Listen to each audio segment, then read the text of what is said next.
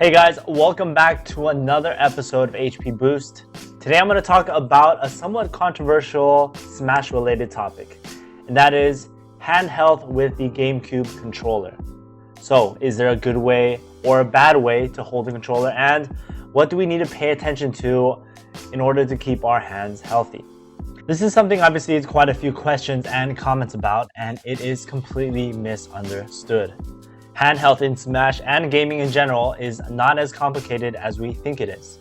And I preach this over and over again, but 90% or a majority of injuries in eSports or gaming are due to overuse or repetitive strain. Or at least they start out that way. And overuse syndromes are most commonly caused by three factors.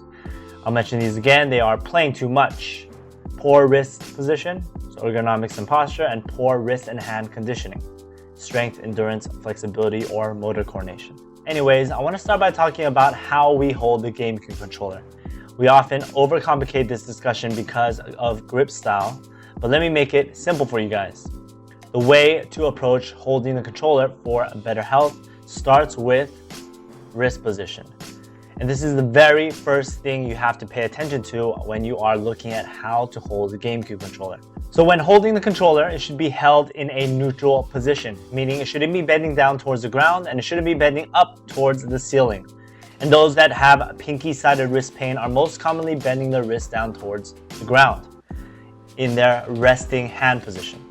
And this leads to not only overuse of the muscles which bend the wrist in that direction each time you use your hands to move the analog stick with your left hand, or pressing Y, X, R, Z, the C stick with your right hand, but it can also cause joint compression over time. So every time you are holding your controller in this non-neutral position, and as an example, your wrists are bent down towards the ground, you're going to be using muscles in the thumb to press those primary buttons, but also the muscles of the wrist.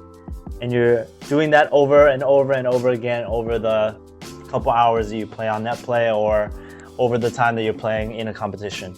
And this is the cause of that pinky-sided wrist pain, or if you bend your wrist up, it can cause thumb-sided wrist pain. So keeping it in neutral is the correct way to hold your controller. But that leaves the question of, what about grip style? Claw, modified claw, left claw, double claw, keyboard style, the upside down one. It doesn't matter.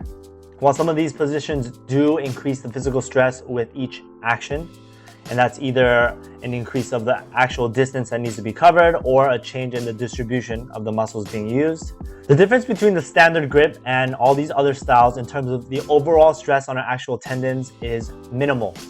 And I've written about this before, but this is the performance trade-off. And you can improve your APMs, or the ability to perform certain in-game actions through these different grips. For example, claw style for some ledge options, but the risk is this slight per action increase of stress. In the end, this trade-off should not affect your decision in grip style, and my recommendation is that you should choose what is comfortable for you to perform better. While there is more stress per action, it's not significant enough to be the primary cause of your pain pattern, and rather it is more a function or a result of your wrist and hand health or your lifestyle. Some of the factors I mentioned above, so things like how long are you actually playing without breaks? Are you working on endurance of the muscles you use most for your character, likely the thumb, to allow yourself to play for longer periods without pain? And are you stretching to facilitate recovery and address stiffness after your gaming sessions?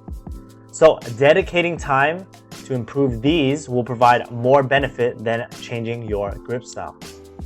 So if you guys are interested in some of the videos I've made speaking in more depth about these topics, check the description, and please do not hesitate to leave a comment with any questions that you guys have. Tweet at me, tweet at Caitlin, and thanks again for watching. And check in soon for the next episode of HP Boost.